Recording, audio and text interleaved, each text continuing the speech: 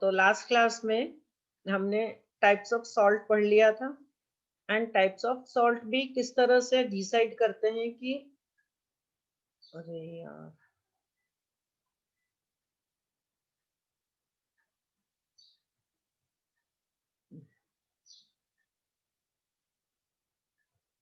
मेरी आवाज आ रही है बच्चों?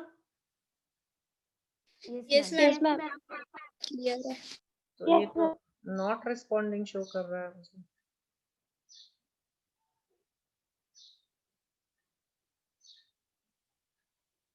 ये आवाज कहाँ से आ रहा है? मेरा स्क्रीन शेयर क्यों नहीं हुआ?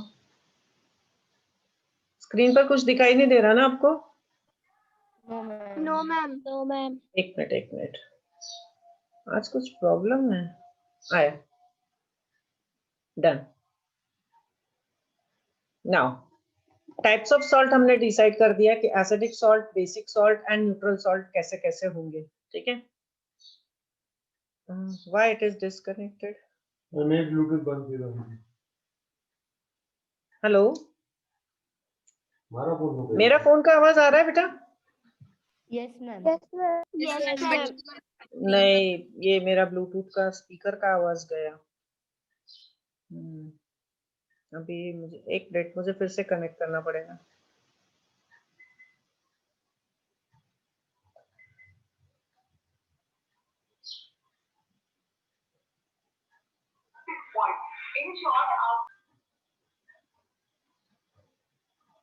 ये ऑनलाइन क्लास लेने में भी कितनी सारी। हेलो, आवाज आया अभी?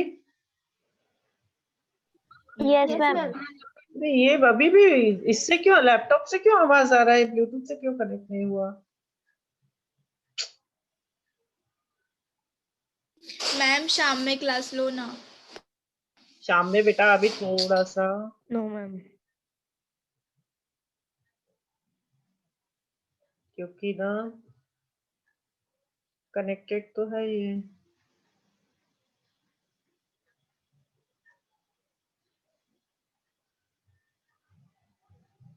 शाम में ना मेरी बेटी के पेपर वगैरह चालू है ना, तो उसको लेना पड़ता है। लैपटॉप से उसके असाइनमेंट्स होते हैं। तो मैम दोपहर में लो ना मैम, अभी के टाइम में मोबाइल नहीं रहता। तो दोपहर के टाइम में रहेगा क्या मोबाइल? चलो, स्क्रीन दिखाई दे Yes, रही है ना, ma'am. कोई बात नहीं, मेरी रिकॉर्डिंग यहीं से आ जाएगी। ब्लूटूथ से आवाज नहीं आई तो नो चलेगा। मैम नहीं दिखाई दे रही। स्क्रीन नहीं आ रही? नो मैम नहीं आ रही। मैम आ रही है। मैंने स्क्रीन शेयर किया है बेटा, स्क्रीन शेयर किया था। मैम आई थी फिर से चली गई। हाँ, बंद किया। वो Yes, तुम लोग ma'am. बोल रहे नहीं आ रही, इसलिए मैंने फिर बंद किया। चलो अभी आया, आया ना? Yes yes. हाँ, नाउ लेट्स मैम स्टार्ट। नहीं आया। आएगा बेटा, लेट आएगा थोड़ा, आएगा। स्क्रीन शेयर हुआ है मेरा? आया है मैम, आ गया है। Fine. Let me start now. Acidic, basic and neutral salts देख लेने के बाद आई थिंक ये कंप्लीट कर दिया होगा आपने, ये टेबल भर दिया होगा, इसमें कोई डिफिकल्टी नहीं होगी। एंड नाउ एक चीज नई अपने को देखनी है। जो सॉल्ट होते हैं, कंपाउंड के जो क्रिस्टल्स होते हैं, इन कुछ एक कंपाउंड के फॉर्मेशन में जो वाटर होता है, कंपाउंड्स के क्रिस्टल फॉर्मेशन के टाइम पर इस क्रिस्टल फॉर्मेशन में वाटर मॉलिक्यूल्स जो होते हैं, वो क्रिस्टलाइजेशन वाटर के फॉर्म में उस मॉलिक्यूल के अंदर बनते हैं जब कंपाउंड का क्रिस्टल बनता है। ठीक है। तो ऐसा वाटर मॉलिक्यूल जो किसी भी कंपाउंड के अंदर क्रिस्टलाइजेशन के टाइम पर बनता हो, तो ऐसा वाटर कहलाता है वाटर ऑफ क्रिस्टलाइजेशन। ठीक है।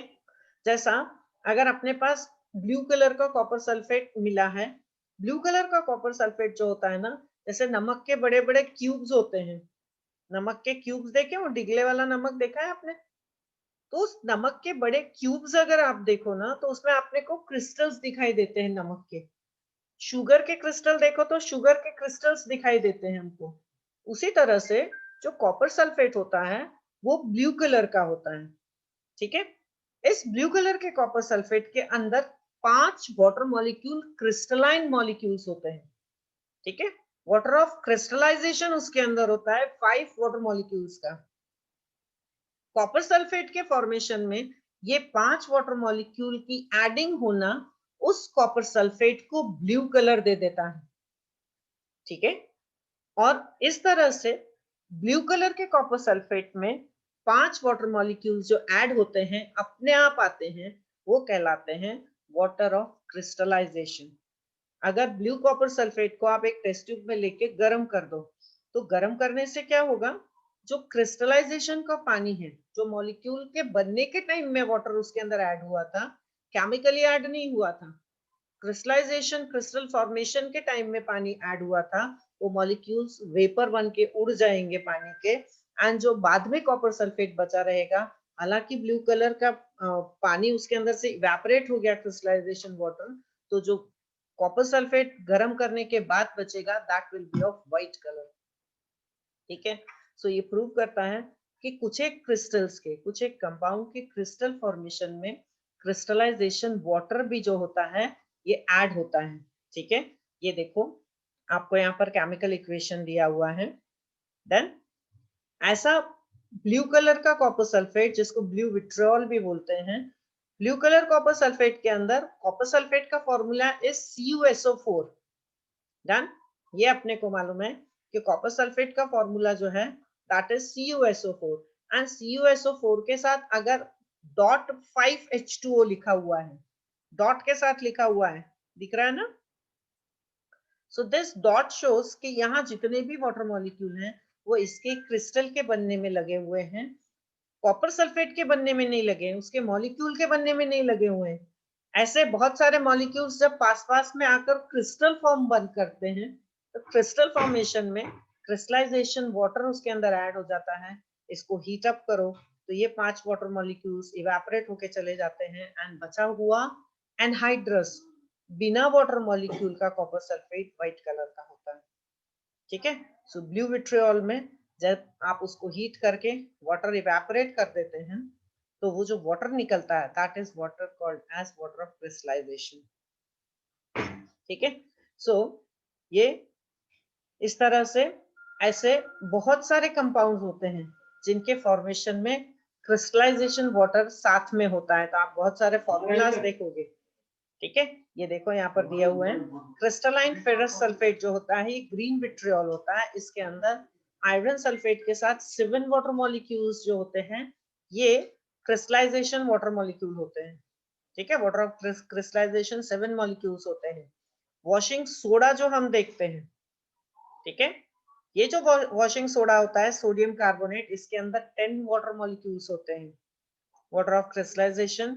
एंड एलम जो होती है, फिटकरी जो हमारे घर में होती है, देखिए आपने फिटकरी किस तरह की क्रिस्टलाइन होती है, घर पे होगी ना। Yes, ma'am. तो Yes. अगर आप फिटकरी को भी देखो, गैस के ऊपर रख के जलाना नहीं, फिटकरी को अगर हम अपने रोटी बनाने के तवे पर रखें या कढ़ाई के अंदर डाल के सिर्फ कढ़ाई को हीट करें गैस के ऊपर, तो फिटकरी फूल जाती है। कभी किसी ने देखा है कि फिटकरी का फूलना किसको बोलते हैं? Yes, कई ma'am. बार ना दवाइयां बनाने के लिए घर पे भी, अपने घर पे दादी नानी जो होते हैं ना, उनके नुस्खे में होता है कि फिटकरी को फुला के मीन्स कढ़ाई पे या तवे पे रखकर गर्म कर दो तो फिटकरी फूल जाती है। एक्चुअली क्रिस्टलाइन एलम जो होता है, ठीक है ना, ये पोटेशियम एंड एल्यूमिनियम सल्फेट का क्रिस्टल होता है जिसके अंदर 24 वाटर मॉलिक्यूल्स होते हैं, एंड जैसे ही गर्म करते हैं 24 molecules of water crystallisation water होने के कारण इवेपोरेट हो जाता है, एंड फिटकरी का क्रिस्टल फूल जाता है, फिर उसको मेडिसिनल यूज में यूज करते हैं, ठीक है। एंड इसीलिए जो फूली हुई फिटकरी होती है उसका शेप चेंज हो जाता है, उसके क्रिस्टल्स जो होते हैं वो दूसरे शेप के हो जाते हैं। सो मीन टू से जब इन मॉलिक्यूल्स के बहुत सारे मॉलिक्यूल्स एक साथ आपस में जुड़ के क्यूब बनाते हैं या क्रिस्टल फॉर्मेशन करते हैं, तो क्रिस्टल फॉर्मेशन करते समय कई बार मॉलिक्यूल्स के बीच में वाटर अपने आप वाटर ऑफ क्रिस्टलाइजेशन के फॉर्म में ऐड हो जाता है, एंड उस क्रिस्टल को अलग शेप भी देता है एंड अलग कलर भी देता है, एक अलग प्रॉपर्टी देता है उसको। एंड वो क्रिस्टलाइजेशन वाटर निकल जाने के बाद उस कंपाउंड की केमिकली कोई प्रॉब्लम चेंज नहीं होती, केमिकल प्रॉपर्टीज कोई चेंज नहीं होती, लेकिन उसकी फिजिकल प्रॉपर्टी चेंज हो जाती है जब उसको हीट अप करते हैं। चलो, now next thing is ionic compounds and electrical conductivity. हमने जब आयनिक कंपाउंड्स पढ़े थे, ठीक, आयनिक एंड कोवेलेंट कंपाउंड आपको थोड़ा सा एक इंट्रोडक्शन दिया था आपको। आयनिक कंपाउंड्स का फॉर्मेशन हमने लास्ट क्लास में देखा था, जब मैंने आपको बताया था सोडियम एंड क्लोरीन के कॉम्बिनेशन से बनने वाला सोडियम क्लोराइड। ठीक है, for example this sodium chloride is an ionic compound. ठीक है, नाउ आयनिक कंपाउंड्स कैसे कंपाउंड्स होते हैं? ये कंपाउंड के फॉर्मेशन में जो एटम्स होते हैं ये इलेक्ट्रॉन्स को डोनेट करते हैं या दूसरा एटम इलेक्ट्रॉन्स को रिसीव करता है। So during the formation of these type of compounds, instead of combination between atoms, there is a combination and attraction force between the ions. Done. Sodium chloride का formation का example हम लें जो हम 8th standard से देखते आ रहे हैं। While forming sodium chloride, the sodium atom, which has 11 electrons, it loses one electron to get its octet stable state. Sodium atom loses one electron and acquires one positive charge. That donated electron from sodium is received by chlorine because it has one electron less to complete its octet. And so it easily accepts that electron coming from sodium atom, and therefore chlorine, after accepting one electron, it forms chloride ion with one negative charge. Done. And what happens if the ions are formed and two opposite ions have attraction between them? They both attract each other, and therefore some attraction forces, take attraction forces bound the sodium and chloride ion, and sodium chloride is formed.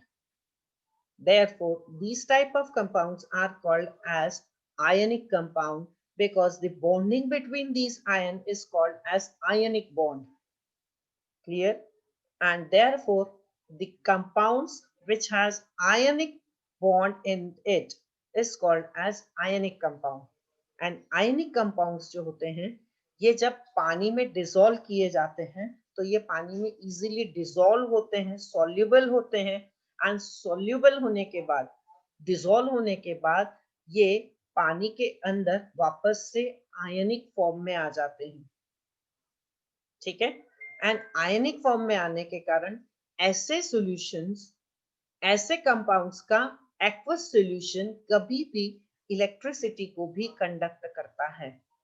Reason, solution में अगर ion present है और हम उसके अंदर इस तरह से इलेक्ट्रिक सर्किट अगर तैयार करके डाल दें, ठीक है ना, तो इलेक्ट्रिक सर्किट उसके अंदर डाल दिया जाए, इलेक्ट्रोड्स डाल दिए जाएं, तो यहां से इस बैटरी के बाहर से, इस सेटअप में बाहर से इलेक्ट्रिक करंट यहां वायर के थ्रू कंडक्ट होगा, लेकिन सॉल्यूशन के अंदर एक रॉड से दूसरे रॉड में इलेक्ट्रिकल कंडक्शन का काम ये आयंस करते हैं जो हम पानी के अंदर डिसॉल्व करते हैं। आया समझ में? सो इसीलिए आयनिक कंपाउंड जो होते हैं, क्योंकि पानी में डिसॉल्व होने के बाद, आयनिक कंपाउंड्स पानी में डिसॉल्व होने के बाद आयंस में कन्वर्ट हो जाते हैं, डिसोसिएट हो जाते हैं। हमने डिसोसिएशन पढ़ा अभी इसके पहले की क्लास में। Ionic compounds dissociates in ion and therefore they conduct electricity. ठीक है, किसी भी आयनिक कंपाउंड का अगर एक्वस सॉल्यूशन लिया जाए तो उस एक्वस सॉल्यूशन के अंदर इलेक्ट्रिसिटी कंडक्ट होती है। They are very good conductor of electricity, and इसीलिए, ठीक है, ये जो होते हैं इलेक्ट्रिसिटी कंडक्ट करते हैं, एंड इसीलिए ये बहुत अच्छे इलेक्ट्रोलाइट कहलाते हैं। आयनिक कंपाउंड्स जो होते हैं इसीलिए ये इलेक्ट्रिकल कंडक्टर्स कहलाते हैं, एंड इलेक्ट्रिक कंडक्टर्स ये पानी लिक्विड वाली स्टेट में इलेक्ट्रिसिटी का कंडक्शन करते हैं, इसलिए इनको इलेक्ट्रोलाइट कहते हैं, क्योंकि ये अपने एक्वस सॉल्यूशन में लिक्विड फॉर्म में इलेक्ट्रिसिटी कंडक्ट करते हैं। Therefore they are called as electrolyte. ठीक है, नाउ दो टर्म आपको यहाँ पर देखनी है, that is one is anode and other is cathode. ठीक है, सी एनोड एंड कैथोड क्या चीज होती है. ये जो रॉड इस तरह से सॉल्यूशन के अंदर डाले जाते हैं, ये ग्रेफाइट के रॉड होते हैं. ग्रेफाइट जो होता है इलेक्ट्रिसिटी का कंडक्टर होता है, एंड देयरफॉर इन दोनों रॉड्स में से ऐसा रॉड जो पॉजिटिवली चार्ज्ड होता है सर्किट में, जिसमें पॉजिटिव चार्ज लगा हुआ होता है, that electrode is called as anode. And ऐसा इलेक्ट्रोड जो निगेटिवली चार्ज्ड हो, नेगेटिव टर्मिनल के साथ लगा हुआ हो, that is called as cathode. ठीक है, सो एनोड एंड कैथोड आपको हमेशा याद रखना है. The electrode that is connected to negative terminal of battery is called as cathode. ठीक है, and the electrode which is connected to positive terminal of the battery is called as anode. ये चीज आप अच्छे से याद कर लेना, क्योंकि आपको आगे इलेक्ट्रोलाइसिस लेसन, आगे कभी भी आप इस चीज को पढ़ोगे तो आपको एनोड एंड कैथोड याद रहने चाहिए. ठीक है, डेफिनेशंस में आपको मार्क करा देती हूँ, यहाँ से लेकर के यहाँ तक एनोड एंड कैथोड की डेफिनेशन लिखी हुई है. ठीक है, मार्क कर लिया आपने. Yes ma'am. Yes, ma'am. Okay, ठीक है. नाउ अब आप देखते हैं ये आयंस किस तरह से, अभी तो हमने ऊपर सर्किट में देख लिया था कि अगर इस तरह का एक सेटअप किया जाए, तो अगर इस सेटअप के अंदर अपने को इस तरह से नमक का सॉल्यूशन लिया जाए, इलेक्ट्रोड डाल दिए जाए, बैटरी लगा दी जाए और एक बल्ब लगा दिया जाए. ठीक है ना, तो जैसे ही यहाँ पर इसको कनेक्शन कर दिया जाए, स्विच ऑन कर दिया जाएगा, तो ये बल्ब ग्लो होने लगेगा. तो बल्ब ग्लो तभी होगा ना जब बैटरी से निकले हुए दोनों तार इसके साथ कनेक्शन में हो, है कि नहीं. हमने क्या किया है, बैटरी का ये पॉजिटिव टर्मिनल इस एनोड के साथ जोड़ दिया है, ये पॉजिटिव टर्मिनल है ना, तो दिस इज एनोड, ये वाला इलेक्ट्रोड एनोड है, ये नेगेटिव इलेक्ट्रोड है, ये कैथोड है. ठीक है, अब तार तो हमने इसके अंदर डुबा के अलग अलग छोड़ दिए हैं, है ना, फिर भी बल्ब कैसे जलने लगा. उसका रीजन है कि आयनिक कंपाउंड नमक इसके अंदर डाला हुआ है, एंड सोडियम क्लोराइड जो है नमक डिसोसिएट होकर आयंस बनाता है पानी के अंदर, एंड ये आयंस इलेक्ट्रिसिटी का कंडक्शन करते हैं, एंड इस वजह से सर्किट इसके अंदर भी कंप्लीट होता है, एंड पानी के अंदर सर्किट कंप्लीट हो जाने के कारण ही बल्ब ग्लो कर जाता है. क्योंकि अपने को मालूम है इलेक्ट्रिसिटी तभी कंडक्ट होती है जब सर्किट कंप्लीट हो. सर्किट कंप्लीट होगा तभी बल्ब ग्लो करेगा, अदरवाइज बल्ब ग्लो नहीं करेगा. तब उसका रीजन आगे देखना है आपको कि बल्ब ग्लो क्यों करता है.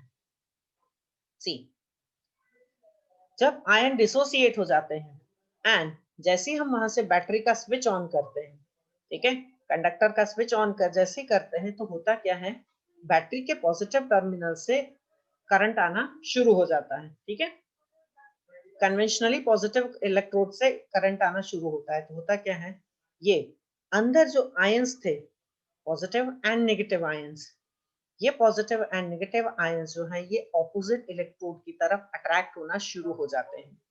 व्हाट हैपेंस, जो पॉजिटिव आयंस है ये नेगेटिव इलेक्ट्रोड की तरफ, कैथोड की तरफ जाने लगते हैं, है ना, एंड जो नेगेटिव आयंस है वो एनोड की तरफ आने लगते हैं. डन. तो होता यह है कि आयंस के इस तरह से अट्रैक्शन के कारण यहाँ से आयनिक कंडक्शन शुरू हो जाता है, एंड इस मोबिलिटी के कारण, आयंस के इस मूवमेंट के कारण पॉजिटिव चार्ज जो होता है ना, ये पॉजिटिवली चार्ज कैटायन जो होते हैं ये कैथोड की तरफ मूव करते हैं, एंड जो नेगेटिवली चार्ज एनायंस होते हैं ये एनोड की तरफ मूव करते हैं, है ना. एंड इस वजह से क्या होता है, जब तक सॉल्यूशन में आयंस का इतना मूवमेंट चालू रहेगा, ठीक है, जब तक आयंस का ये मूवमेंट चालू रहेगा तब तक सर्किट कंप्लीट रहेगा. जैसे ये आयंस डिस्चार्ज होते जाएंगे यहाँ पर, एंड जैसे डिस्चार्ज होते जाएंगे तो क्या होगा, खत्म होते जाएंगे सॉल्यूशन में से ये आयन, एंड जैसे सॉल्यूशन में से आयन खत्म हो जाएंगे, इलेक्ट्रिक कंडक्शन बंद हो जाएगा और ऊपर से बल्ब ग्लो करना बंद कर देगा. ठीक है, एंड दिस प्रूव्स कि आयनिक कंपाउंड्स इस तरह से डिसोसिएशन करके आयंस में कन्वर्ट करते हैं. आयंस में कन्वर्ट होने के बाद ये ऑपोजिट इलेक्ट्रोड्स की तरफ मूव करते हैं, एंड उनके इस मूवमेंट के कारण, movement of this ion makes them conduct electricity inside this solution. ठीक है, एंड इसी बेसिस पर एक नया थियरी चीज आती है, that is called as electrolysis. ठीक है, इसी बेस पर कि जो कंपाउंड्स, आयनिक कंपाउंड्स होते हैं, अगर उनका एक्वस सॉल्यूशन ले लिया जाए या फिर उनको पिघली हुई कंडीशन में किसी सॉल्यूशन के अंदर डाल दिया जाए एंड इलेक्ट्रिसिटी पास कराई जाए, ठीक है, तो इस तरह से इन आयन को, इस कंपाउंड को उसके जो मेन आयन्स हैं उसके अंदर ब्रेक किया जा सकता है। ठीक है, अगर इलेक्ट्रिक करंट ऊपर से हम पास कराएं तब हम इन कंपाउंड को ब्रेक कर सकते हैं and this process is called as electrolysis. आ गया समझ में? अब जैसे देखो, कॉपर सल्फेट का ब्लू कलर का सॉल्यूशन मैंने इसके अंदर लिया, डन। नाउ अब हमने 2 ग्रेफाइट रॉड डालने की बजाय एक रॉड कॉपर का डाला और एक रॉड कार्बन का डाला, दैट इज ग्रेफाइट का रॉड डाला, डन। एंड इस पूरे सेटअप को इस तरह से लगा दिया हमने सर्किट के अंदर, डन। ये देखो, कैथोड लिखा हुआ है, नेगेटिव टर्मिनल के साथ जुड़ा हुआ है, ये बैटरी का पॉजिटिव टर्मिनल है, इसके साथ ये कॉपर इलेक्ट्रोड जुड़ा हुआ है। नहीं, जस्ट 5 मिनट एक कंप्लीट करूं एक चीज, ओके। सो अब क्या होता है, जैसे इसके अंदर इलेक्ट्रिसिटी पास होती है, देन जितने भी कॉपर के पॉजिटिव आयंस हैं, ये पॉजिटिव आयन इस ग्रेफाइट रॉड की तरफ अट्रैक्ट होना शुरू होंगे, क्योंकि कॉपर सल्फेट सॉल्यूशन में सल्फेट के माइनस आयन होंगे एंड कॉपर के पॉजिटिव आयंस होंगे। ठीक है, तो यहां से क्या होगा, इस कॉपर रॉड में से कॉपर के एटम्स निकलना शुरू हो जाएंगे एंड यहाँ से पॉजिटिव चार्ज लेकर वो इस पर चार्ज लेते जाएंगे। ठीक है ना, कॉपर के +2 आयन इस इलेक्ट्रोड पर जाएंगे क्योंकि इस पर इलेक्ट्रॉन्स ज्यादा हैं, क्योंकि नेगेटिव टर्मिनल है। नेगेटिव टर्मिनल मतलब ज्यादा इलेक्ट्रॉन्स, ठीक है, नेगेटिव टर्मिनल मींस ज्यादा इलेक्ट्रॉन्स। तो ये कॉपर आयंस जो होते हैं ये इलेक्ट्रॉन लेते जाते हैं एंड यहाँ पर कॉपर एटम के फॉर्म में इस पर डिपॉजिट होने लगते हैं। ठीक है, सॉल्यूशन में जितने भी सल्फेट आयन हैं ये यहाँ जाते हैं, अपना चार्ज कॉपर रॉड पर छोड़ देते हैं एंड सल्फेट मॉलिक्यूल के फॉर्म में नीचे आ जाते हैं सॉल्यूशन में। फिर से यहाँ से कॉपर एटम निकलते जाएंगे, पॉजिटिव चार्ज अपने इलेक्ट्रॉन इसको देते जाएंगे एंड यहाँ से पॉजिटिव चार्ज बन के निकलेंगे, यहाँ से इलेक्ट्रॉन लेंगे एंड यहाँ पर डिपॉजिट होते जाएंगे। ठीक है, तो होगा क्या, धीरे धीरे एक समय ऐसा आएगा कि यहाँ से कॉपर का रॉड जो है वो पतला होता जाएगा एंड इस ग्रेफाइट रॉड पर कॉपर चढ़ने लगेगा। ठीक है ना, तो एनोड एंड कैथोड पर होने वाले जो 2 रिएक्शंस होंगे वो इस तरह से होंगे। कैथोड पर कॉपर जो है ये आयंस फॉर्म में आएंगे, सॉल्यूशन में से 2-2 इलेक्ट्रॉन लेते जाएंगे और कॉपर सॉलिड के फॉर्म में इस कैथोड के ऊपर जमा होते जाएंगे। उल्टी रिएक्शन एनोड पर क्या होगी, एनोड पर का जो कॉपर है, जो कॉपर रॉड ही हमने डाला हुआ है, उस कॉपर रॉड में से कॉपर के एटम्स जो हैं ये रिमूव होते जाएंगे। तो ये कॉपर के एटम रिमूव होते जाएंगे, 2-2 इलेक्ट्रॉन सॉल्यूशन में डालते जाएंगे, उस रॉड के ऊपर डालते जाएंगे एंड कॉपर आयंस बनाते जाएंगे। तो ये देखो, ये एक तरह से बैलेंस्ड इक्वेशन दिखाई दे रहा है, आ रहा है समझ में? कैथोड पर कॉपर आयन कॉपर एटम्स में कन्वर्ट हो रहे हैं एंड एनोड पर कॉपर एटम्स कॉपर आयंस में कन्वर्ट हो रहे हैं। ठीक है ना, तो ये कंटिन्यूअसली कब तक चलता रहेगा, जब तक यहाँ पर कॉपर एटम मिलते रहेंगे तब तक यहाँ पर कॉपर एटम डिपॉजिट होते रहेंगे। यहाँ से कॉपर एटम निकलते जाएंगे एंड इस कार्बन ग्रेफाइट पर कॉपर एटम्स डिपॉजिट होते जाएंगे। ठीक है, सो ये एनोड एंड कैथोड पर इलेक्ट्रॉन्स के एक्सेप्टिंग एंड लूजिंग का रिएक्शंस होता रहेगा। ठीक है, आया समझ में? नहीं आया? Any doubt? मैम आप कल फिर से समझा दोगे क्या? अच्छे से नहीं। अच्छे से नहीं समझा? Okay, yes ma'am. नहीं समझ में आया? सर